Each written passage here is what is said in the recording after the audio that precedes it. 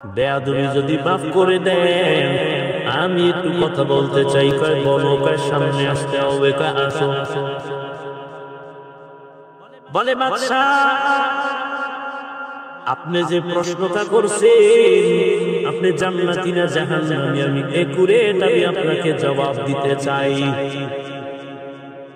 সব আলেমরা আশ্চর্য, আমরা পারি না, তুই কিরে। বাদশাটা কথা কয় না, কি জবাব দেয় হলো, এই রাস্তা খুলে দাও। 9 বছরের বালক বাদশার সামনে দাঁড়াইল, দাঁড়াইয়া কয়, আমার একটা প্রশ্ন। কি প্রশ্ন? জবাবটা তো আমি দিব। বলে হ্যাঁ তুমি দিবা। তো বলেন তো, যিনি প্রশ্ন করে সে কি উপরে দামি না যে উত্তর দেয় সে বড়? যে উত্তর দেয় হারুন বাদশা যে উত্তর দেয়, তাহলে আমি উত্তর দিব। বলে তাহলে আপনার সিংহাসনে আমাকে বসায় দেন, আপনি একটু নিচে বসে।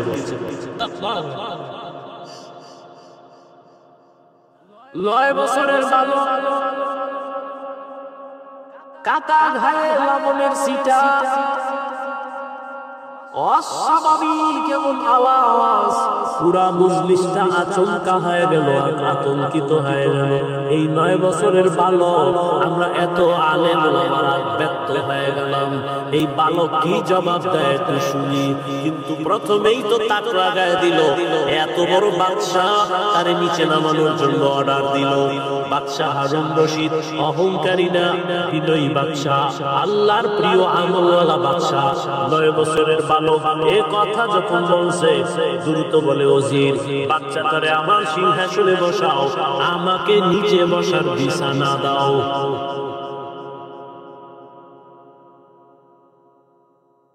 বাচ্চাটারে উপরে বসাইয়া বাচ্চা নিচে বসলো। মরিচ লইল, যাও কম। হ্যাঁ হ্যাঁ হ্যাঁ, বাচ্চা সিংহাসনে বসে 9 বছরের বালক প্রথমে জবাব দেওয়ার আগে বলে, ও বাচ্চা তাকায় দেখি, বেয়াদবি মাফ করবেন, এলেমের সম্মান তো এমনই হয়। কিসের সম্মান? এলমের সাজো করদান হেসা তেরা দাদন জওয়াবে বাসা আকনা দারাক দোস্তে খলুক নজরেরা ইস্তে ই খসলত কে দিন তারেরা। বাচ্চা ডাক দিয়া বলল, 9 বছরের বালক, এই নবীর সম্মান তো এমনই হয়। রহমতের নবী কালেমার দাওয়াত দিবেন, কিন্তু চতুর্পার্শ্বে দুশমন ঘোরা। 7 বছরের সন্তান এসে নবীর হাতে হাত লাগায় কালেমা পড়লেন। কয় বছর? কেউ বলেন 9 বছর, কেউ বলেন 8 বছর, কেউ বলেন 11 বছর। রহমতের নবীর হাতে কালেমা পড়েছেন, কালেমার পতাকা উড্ডীন করার শপথ নিয়ে নিলেন। রহমতের নবী বললেন, এর সন্তান, এতদিন তুমি ছিলা আমার চাচাতো ভাই, এখন তুমি আমার সাহাবী। আল্লাহ যদি কপাল খুলে দেন, কিছুদিন পরেই এই সন্তান হবে রাসূলের জামাতা। বলতে পারেন কে? হযরত আলী রাদিয়াল্লাহু তাআলা আনহু। হযরত আলী 7 থেকে 11 বছরের বয়সে নবীর হাতে হাত লাগাইলেন। রহমতের নবী খুশি হইয়া দোয়া করলেন, আনা দারুল হিকমাহ ওয়া আলিয়ুন বাবা, আমি হইলাম ইলম ও হিকমতের বাবা, আর এই ইলম ও হিকমতের ঘরের দরওয়াজা আমার আলী। এলেমের সম্মান পাওয়ার এত বেশি, হযরত আলী আল্লাহর শুকর আদায় করেন। রাজিনা বিস মাতাল জাববার ফিনা ইলমুল ওয়ালিল আদাই মাআলু ফাইন্নাল লা ইয়াবনি আন করিবিন ওয়া ইন্নাল ইলমা বাতিন লা ইয়াজালু। হযরত আলী বলেন, ও আল্লাহ, তোমার শুকর আদায় করি, সম্মানের চেয়ারে বসার জন্য দুই জিনিসের একটা লাগে, হয়তো শিক্ষাগত যোগ্যতা ইলম দরকার, না হয় টাকা দরকার, মাল দরকার।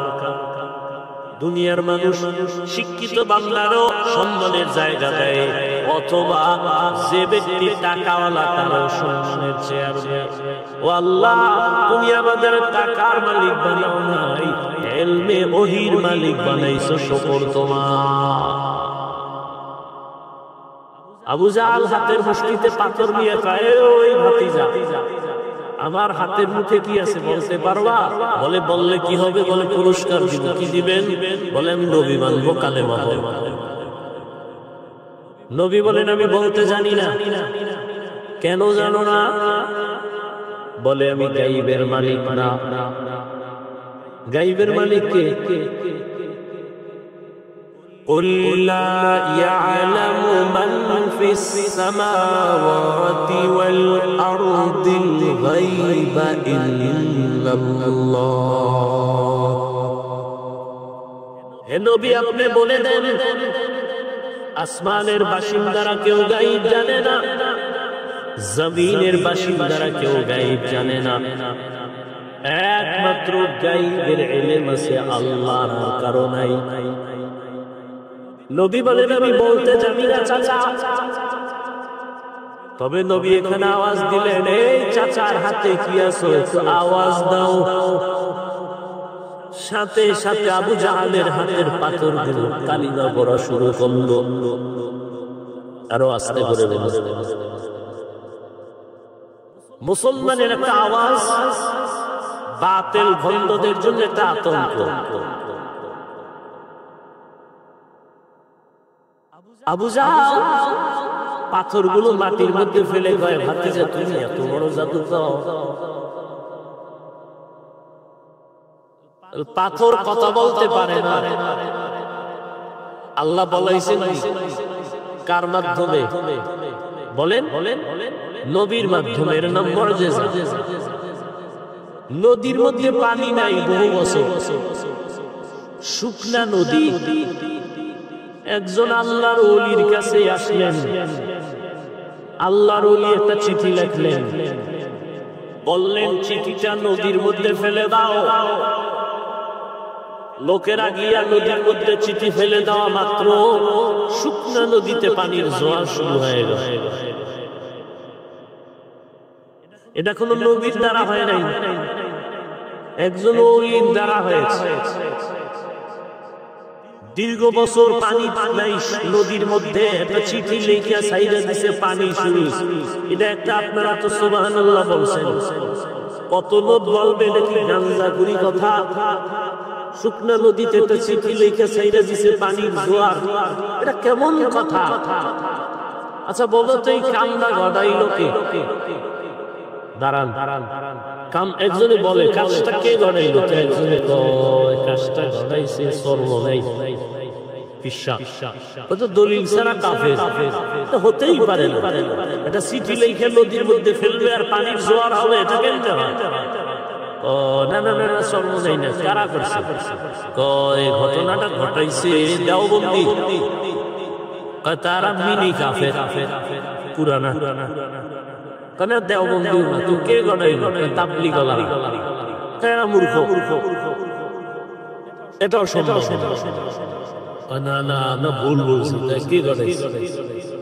এবার টানো, ইতিহাস টানো, টানতে টানতে টানতে টানতে গিয়ে দেখি এই ঘটনাটা ঘটাইছেন হযরত ওমরের চিঠি। সুবহানাল্লাহ। কার মাধ্যমে ঘটছে এটা? ওমর চিঠি লিখছেন, শুকনা নদীর মধ্যে ফেলে দিছে, পানির জোয়ার শুরু হয়ে গেছে। এইবার আস্তাগফিরুল্লাহ নাউজুবিল্লাহর পার্টিরা কি বলবে? ঘটনা তো ওমর ঘটায় দিয়েছেন। ওমর তো নবী না, ওমর তো সাহাবী, আহলুল্লাহ, ওলিয়ে কামেল। এর নাম কারামাত। বিশ্বাস করলে মুমিন, অবিশ্বাস করলে বেঈমান। আল্লাহর কুদরতের দ্বারা সব সম্ভব, অবিশ্বাস করলে বেঈমান। বান্দার কোনো হাত নাই। কথা বুঝেননি? এইরকম কিছু অলৌকিক ঘটনা যদি অন্য কেউ ঘটায়, যেমন আগ্রসী ঘটায় চন্দ্রপাড়া মাইজবান্দার দেওয়ান বা এরকম কিছু যদি কেউ ঘটায়, দেখবেন তার মধ্যে শরীয়তের আমল আসেনি, সুন্নত আসেনি, পর্দা আসেনি। যদি না থাকে, সে যদি ঘটায়, তাহলে এটা কারামত না, এটা কুফরি কালাম বা জিনের কালাম। এটা কি কুফরি কালাম অথবা জিনের চালবাল। জিনের মাধ্যমে এরকম কিছু হতে পারে। অলৌকিক ঘটনা আল্লাহ সে ঘটাবেন, কোন গুনাহগারের দ্বারা ঘটাবেন না। আল্লাহর প্রিয় বান্দা যারা, তাদের মাধ্যমে আল্লাহ ঘটায় দেখায়। কোথা থেকে কোথায় চলে আসছে। হাত কথা বলতে পারে না, আল্লাহ যখন বলবেন কথা বলো, হাত কথা বলবে। কেমনে বলবে? আল্লাহু আলাম। হাতকে আল্লাহ বলবেন তোমার ডিউটি যথাযথ পালন হয়েছে কিনা বলো। এই যে এক হাতে 5টা আঙ্গুল আছে না, এক একটা আঙ্গুলে কর আছে কতটা? 5 আঙ্গুলে কয়টা? এগুলো আল্লাহ অনর্থক বানান নাই। ও বান্দা, 5 বেলার নামাজ আদায় করিয়া ফরজের পরে ডান হাতের আঙ্গুলের কর গুলো গুনে গুনে তুমি 33 বার আলহামদুলিল্লাহ পড়ো, 33 বার সুবহানাল্লাহ পড়ো, 34 বার তুমি আল্লাহু আকবারের তাসবিহ পড়ো। এই করগুলো গুনে গুনে পড়ো। বাম হাতে না ডান হাতে? ভালো কাজ সবসময় ডান হবে, বাম হবে না। মনে থাকবে? ভালো কাজ কোন হাতে হবে? যেমন আমাদের দেশের অনেক বুজুর্গ আল্লাহর বান্দারা রাস্তায় বিড়ি দেন ডান হাতে, ভালো কাজ। কি অনেকেই দেখবেন ডান হাতে বিড়ি টানে, বাম হাতে চা টানে। কারণ তার বিড়ি টানা খুব ভালো, স্বাস্থ্য সুন্দর থাকে, মেশকের ঘ্রাণ পাওয়া যায় পাশে দাঁড়াইলে। আল্লাহ হেদায়েত দান করুন। তাহলে ভালো কাজ বাম হবে না ডান? তাহলে কোন হাতের কর দিয়ে গুনবেন? অনেকে বাম হাতে গুনে, এটা উচিত না। গুনাহ হবে তা বলছি না, উচিত। তো হাত বলবে হে আল্লাহ, এই হাত দ্বারা মা বাবার খেদমত করবে, করে নাই। এই হাত দ্বারা কোরআন শরীফে আঙ্গুল দিয়ে দিয়ে টেনে টেনে পড়বে, করে নাই। বড় ওই বান্দা এক ধ্বংস লীলা হাতের মধ্যে নিয়ে আঙ্গুল টেনে টেনে আলেমের বিরুদ্ধে ফেসবুকে লেখছে। আল্লাহ বলবেন চোখ তোমার কি হক আদায় করেছে সাক্ষী দাও। চোখ বলবে হে মালিক, এই চোখ দিয়ে তুমি মা বাবা দেখবে, দেখে নাই। চোখ দিয়ে আলেম দেখবে, সওয়াব হবে, দেখে নাই। এই চোখ দিয়া বাইতুল্লাহ দেখবে, দেখে নাই। কোরআন দেখে দেখে পড়বে, দেখে নাই। জানালাটা বন্ধ করে সারাটা রাত মোবাইল হাতের মধ্যে নিয়ে কবিরা গুনাহ, কবিরা গুনাহ, কবিরা গুনাহ দেখে দেখে রাত কাটিয়েছে। এরকম আসামি নাই? ولقد زرعنا لجهنم كثيرا من الجن والإنس لهم قلوب لا يفقهون بها ولهم أعين لا يبصرون بها ولهم آذان لا يسمعون بها أولئك كالأنعام بل هم أضل أولئك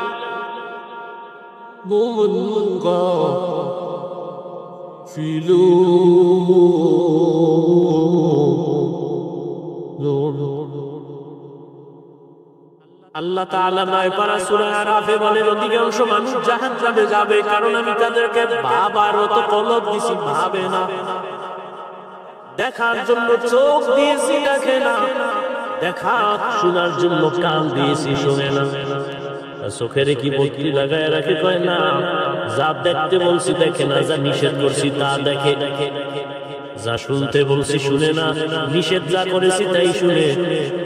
আল্লাহ দেওয়া কানের মধ্যে আযানের আওয়াজ নাও, তেলাওয়াতের আওয়াজ নাও, মা বাবার আওয়াজ নাও। বান্দা সব বন্ধ করে অল টাইম কানের মধ্যে গানের তার লাগায় গান শুনতে শুনতে ঘুমায়।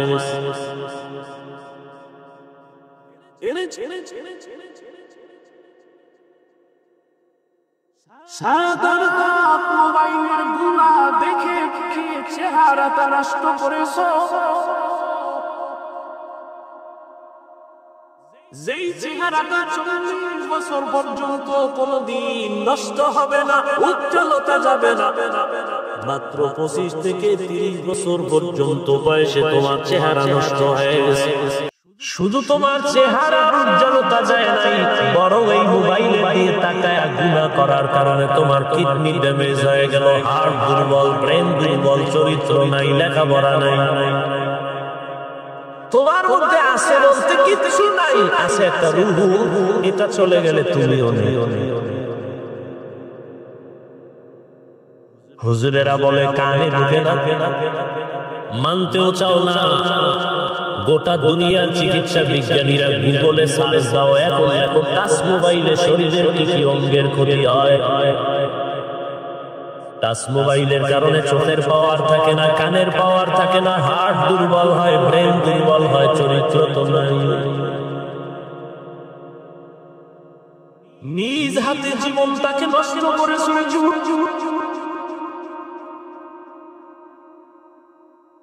এই একটা মোবাইলকে কেন্দ্র করে মায়ের সাথে কত বেয়াদবি করেছো, বাবার সাথে কত বেয়াদবি। এই মোবাইলটাকে কেন্দ্র করে শিক্ষকের সাথে কত বেয়াদবি, আলেমের সাথে কত বেয়াদবি। এই মোবাইলকে কেন্দ্র করে কত সন্তান মা বাবার টাকা চুরি করেছো। আল্লাহ হেদায়েত দান করুন।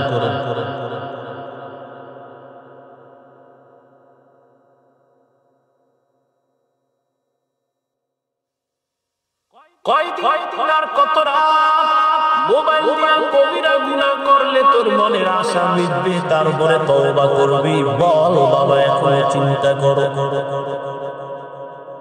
আল্লাহ যদি তোমার 60 বছর হায়াত দেয়, 30 বছর চলে গেছে, আর বাকি হায়াত থাকতে হবে পঙ্গু হইয়া। কারণ তোমার বাকি 30 বছর বাঁচার জন্য যেই পরিমাণ চোখের পাওয়ার লাগে, তুমি নিয়াত শেষের আগে নষ্ট করেছো। বাকি 30 বছর বেঁচে থাকার জন্য যেই পরিমাণ তোমার হাত শক্তিশালী লাগে, মোবাইলের কারণে নষ্ট করে ফেলেছো। যেই পরিমাণ কানের পাশ তোমার মেয়াদ থাকা সত্ত্বেও তুমি নষ্ট করে ফেলেছো রে বাবা। হাত থাকবে, শক্তি থাকবে না, চরিত্র থাকবে না, মানুষ ভালো জানবে না। ও দয়ার মালিক, মোবাইলের গুনাহের থেকে আমাদেরকে মেহেরবানি করে হেফাজত করি। কয়দিন আর এই দুনিয়ার রং তামাশায় জীবন কাটাইবা। জীবনে তো কম গুনাহ করো নাই, মনে চাইছে নামাজ পড়বা না, পড়ো নাই। মনে চেয়েছে পার্কে পার্কে আড্ডা দিবা, দৌড়ায় চলে গেছো, কারো বাধা মানো নাই। কয়দিন আর এমনি এমনি দৌড়াইবা, করো নাই কি তোমার মতো কত তাজা যুবক চলে গেল, তুমি কি ভুলে গেছো? ছাত্র জনতার বৈষম্য বিরোধী আন্দোলনে কত যুবকের তাজা লাশ, ডেঙ্গুতে কত যুবক। এমন একটা দিন নাই যে যুবকের লাশের কোনো খবর নাই। আর কত পার্কে পার্কে দৌড়াইলে তোমার মনের আশা মিটবে, তারপরে তওবা করো। ও আমার কলিজার বাবা, আর কত গুনাহ করলে তোমার মনের আশা মিটবে, তারপরে তওবা করবা। এবং এটাও ভাবো হায়াতের আর বাকি আছে কতদিন। जिंदगी में बल तू कर नहीं, जिंदगी में बल तू कर नहीं, जिंदगी पे बंदगी शर्मिंदा है, जिंदगी पे बंदगी शर्मिंदा है।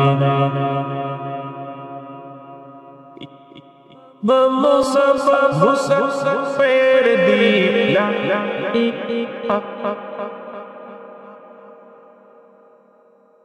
अहले दिल की नज़र से रूह करता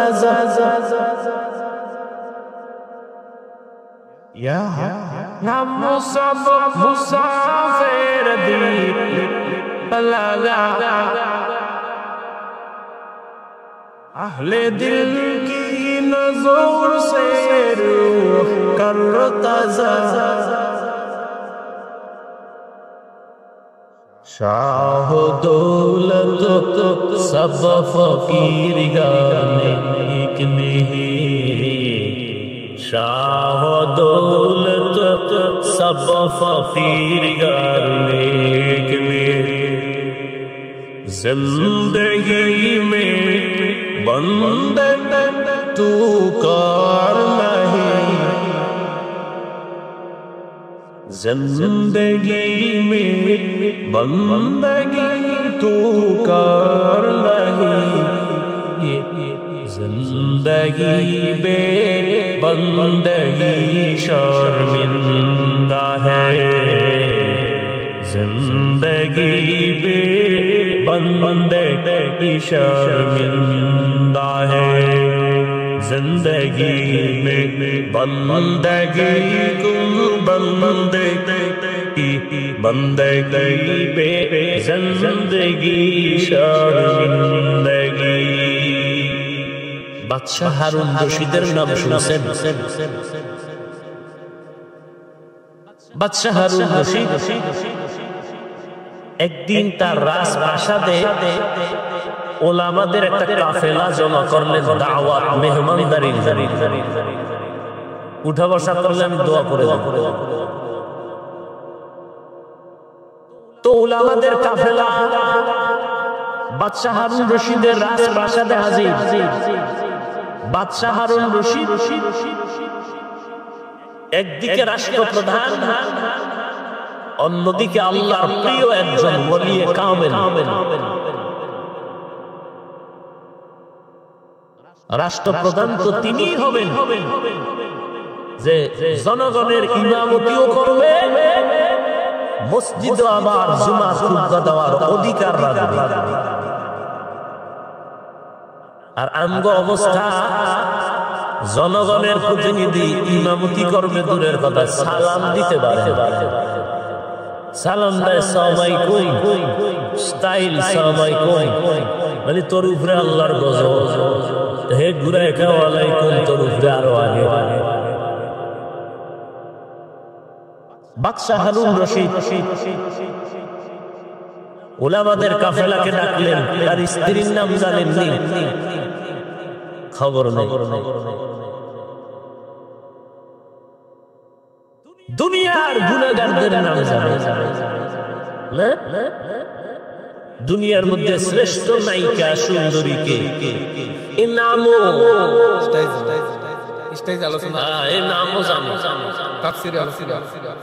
তাফসীরের একটা অংশ।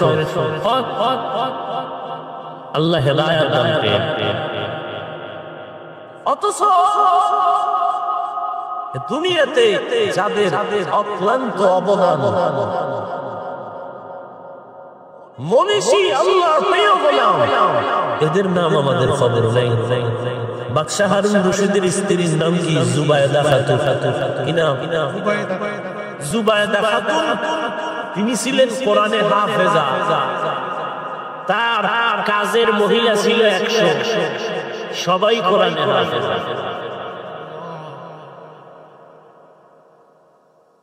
যাই হোক, ওদিকে আমি যাব না। বাদশাহ হারুন রশিদ উলামায়ে কেরামদের ডেকে যথেষ্ট পরিমাণ মেহমানদারি করালেন। এবার একটা প্রস্তাব দিলেন, প্রশ্ন করলেন, হযরত উলামায়ে কেরাম, আমি আপনাদের ডেকেছি আমার একটা অন্তরের ঝামেলা নিরসন করার জন্য। আমি বাদশাহ হারুন রশিদকে আপনারা চিনেন, আপনারা আমার দেশের সর্বোচ্চ লেভেলের আলেম। আমাকে বলতে হবে আজ আপনাদের, আমি 5 ওয়াক্ত নামাজ পড়ি, আমি আল্লাহর বিধান পালন করার চেষ্টা করি, অতএব আমাকে বলবেন আমি বাদশাহ হারুন রশিদ কি জান্নাতি না জাহান্নামী? প্রশ্নটা খুব সহজ। উলামায়ে কেরামদের মধ্যে থেকে একজন বলা শুরু করলেন, আপনি ভালো মানুষ, নেক আমল করেন, আপনি জান্নাতের পথে আছেন যদিও বলা যাবে, তবে নিশ্চিত জান্নাতি না জাহান্নামী এটা বলার কোনো উপায় নেই, এটা বলা যাবে না। এইভাবে পুরা কাফেলা সব আলেমের এক আওয়াজ, আপনি জান্নাতের পথে আছেন অথবা গুনার কারণে জাহান্নামের পথে আছেন বলা যাবে, কিন্তু নিশ্চিত আপনি জান্নাতি না জাহান্নামী তা বলা। বাদশাহ হারুন রশিদ বলেন, তো আপনাদের দেখে লাভ হলো কি লাভ? ঠিক আছে, আমার মনের কষ্ট মনেই থেকে গেল, আপনারা বিদায় নিতে পারেন। বলতে না বলতেই মজলিসের মধ্য থেকে 9 বছরের একটা বালক দাঁড়ায় গেছে। কয় বছর? 9 বছরের বালক দাঁড়ায় বলেন, বাদশাহ যাব না, বেয়াদবি যদি মাফ করে দেন আমি একটু কথা বলতে চাই। কয় বলো, কয় সামনে আসতে হবে। বলে বাদশাহ আপনি যে প্রশ্নটা করছেন, আপনি জান্নাতি না জাহান্নামী, আমি একুরেট আমি আপনাকে জবাব দিতে চাই। সব আলেমরা আশ্চর্য, আমরা হারি না, তুই কিরে? বাদশাটা কথা কয় না, কি জবাব দেয় হলো, এই রাস্তা খুলে দাও। 9 বছরের বালক বাদশার সামনে দাঁড়াইলো, দাঁড়াইয়ে কয়, আমার একটা প্রশ্ন। কি প্রশ্ন?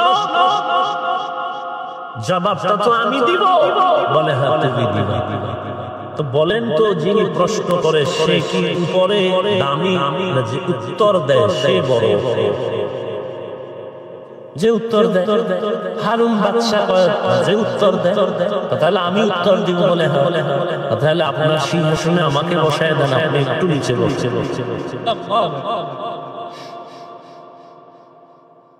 9 বছরের বালক,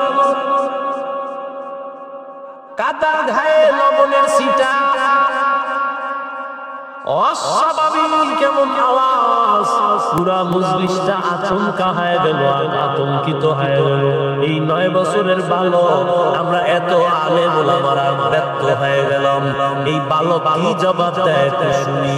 কিন্তু প্রথমেই তো তাক লাগায় দিল, এত বড় বাদশা তারে নিচে নামানোর জন্য অর্ডার দিল। বাদশা হারুন রশিদ অহংকারী না, বিনয়ী বাদশা, আল্লাহর প্রিয় আমলওয়ালা বাদশা। 9 বছরের বালক এ কথা যখন বলছে, দ্রুত বলে, ওজির বাচ্চাটারে আমার সিংহাসনে বসাও, আমাকে নিচে বসার বিছানা দাও।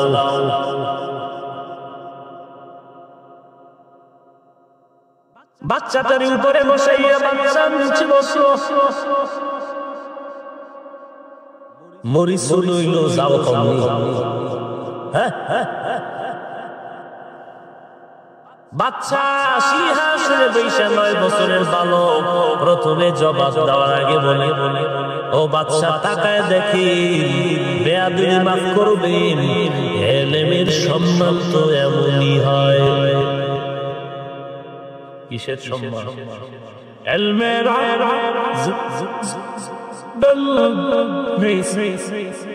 الميرا زعزو كردن كيسا خلق رقادادا جواب باسوا اپنا دارا دوست خلق زررا استہی خسلت کے دیندار لا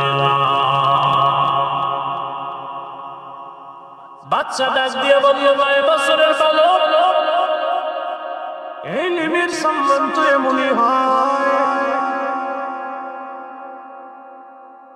ইলমের কারণে এত সম্মান, টাকা পাইয়া খুশি ধরে মাল,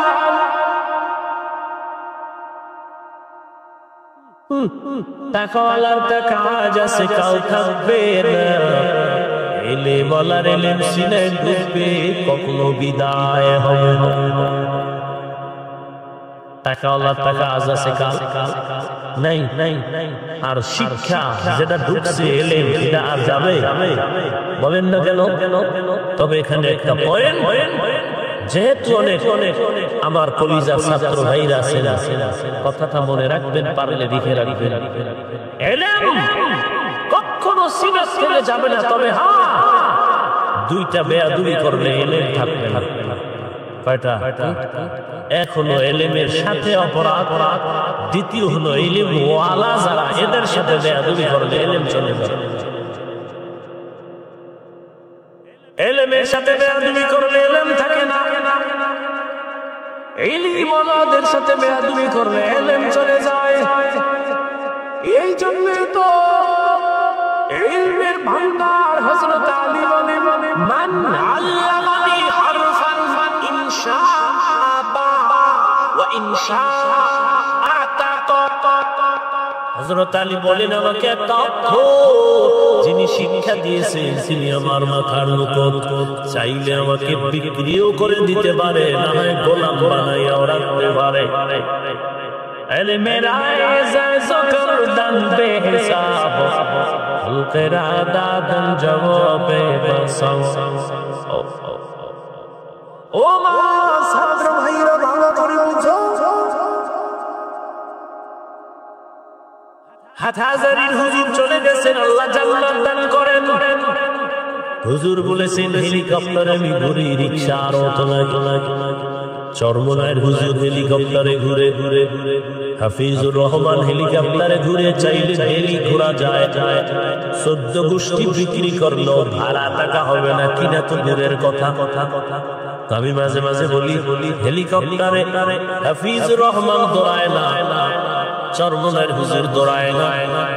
আল্লাহর ইলম যে দামি, আল্লাহর ইলমের মর্যাদা উপরে দৌড়ে নয়।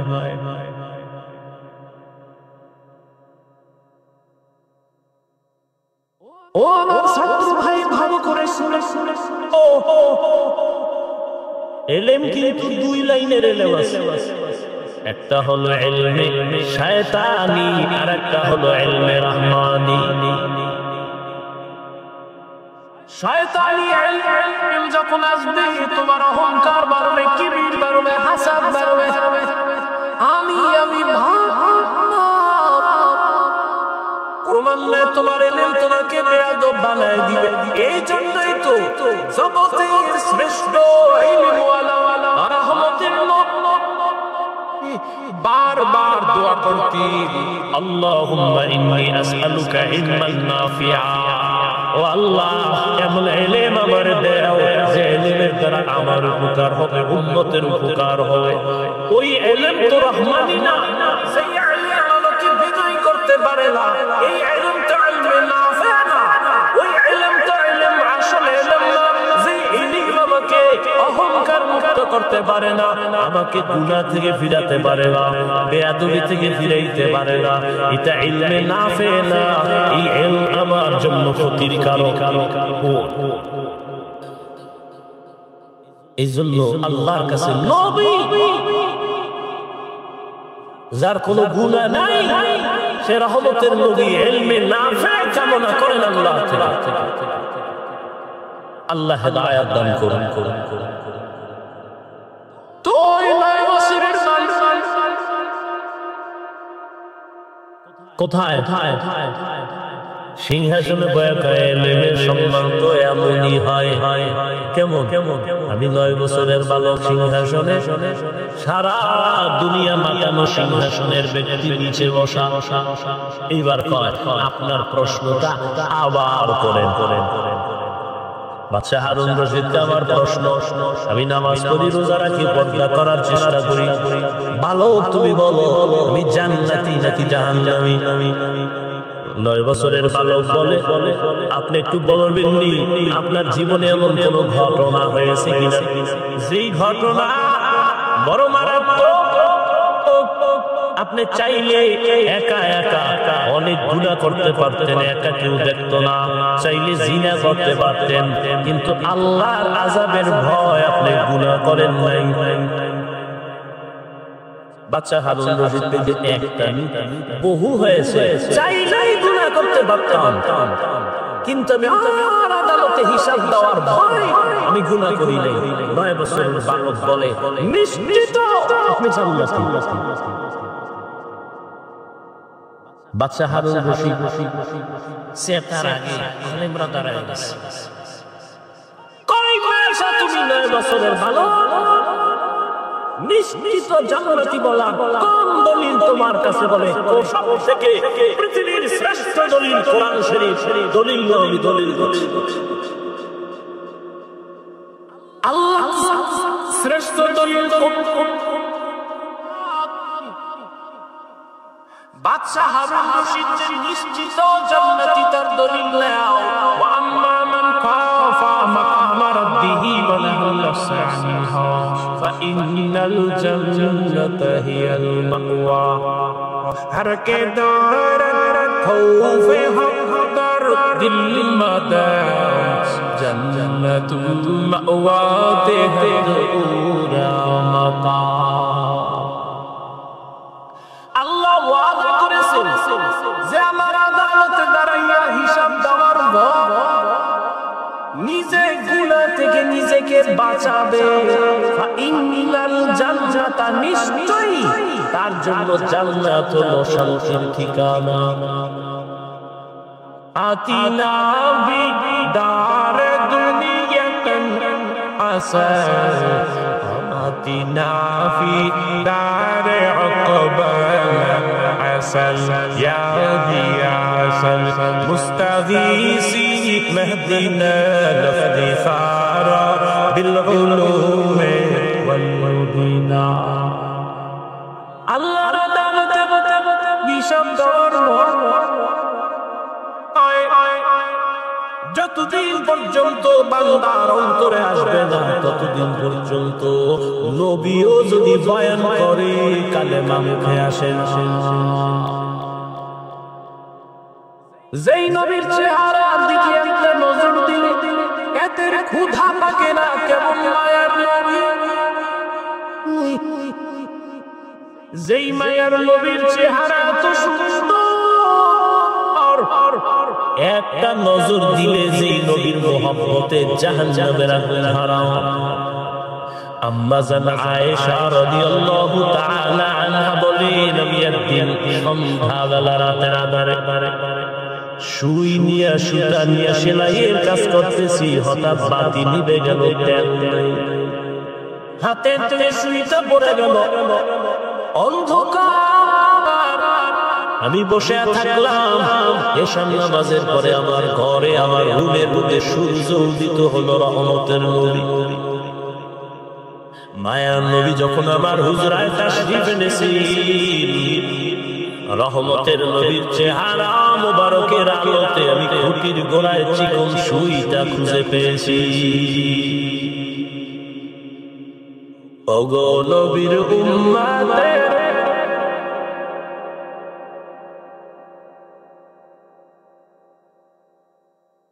ওই আজি দিশাহারা কোরআন হাদিসের চলো যখন যাহা চায় মনে,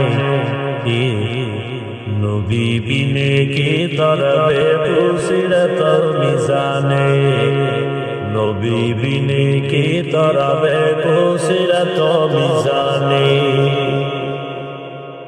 উম্মত